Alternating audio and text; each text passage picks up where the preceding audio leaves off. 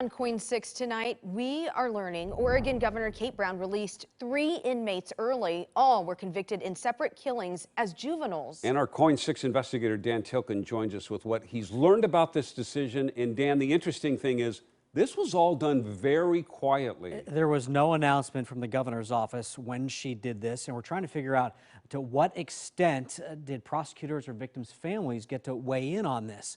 We do know the governor has made recent moves to give juvenile offenders a second chance as part of an ideological battle playing out in Oregon right now about how tough the state should be on crime. Late this afternoon, the governor's office saying these 3 cases here are separate from all of that. So here are the names. Lucretia Carl on the left, Joyce Pequeno in the middle there, and Anthony Pickens. Lucretia Carl was one of 5 teenagers convicted in 2003 of the murder of Barbara Thomas in Deschutes County when she was 16. She was supposed to be in prison until 2026.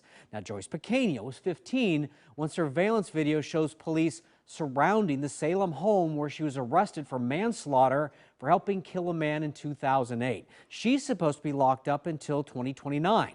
Now to Anthony Pickens. He was 15 when his crime happened in Multnomah County in 1997. He was sentenced to 29 years to life in prison for murder. His wife told me today he worked hard in prison, making himself a better person and mentoring other inmates. They applied for clemency to the governor a year ago and told me his victim's uncle approved his release.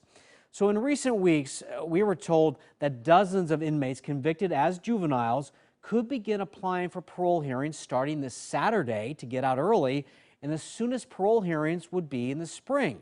But this afternoon, the governor's office tells us these 3 should not have been included in that list of eligible inmates because their cases were already in process.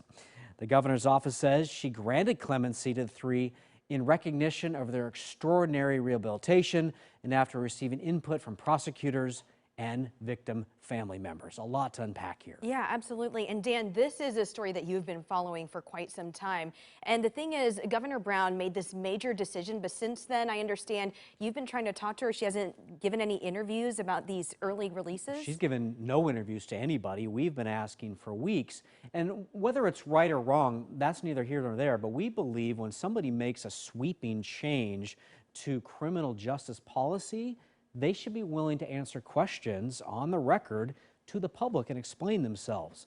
She has not. She's only issued statements, and so we hope to get information about this big change in policy in Oregon. And it'll be interesting to see if we start hearing from the victims' families, if they were kept in the dark about these decisions or if they were notified. We don't really know that yet.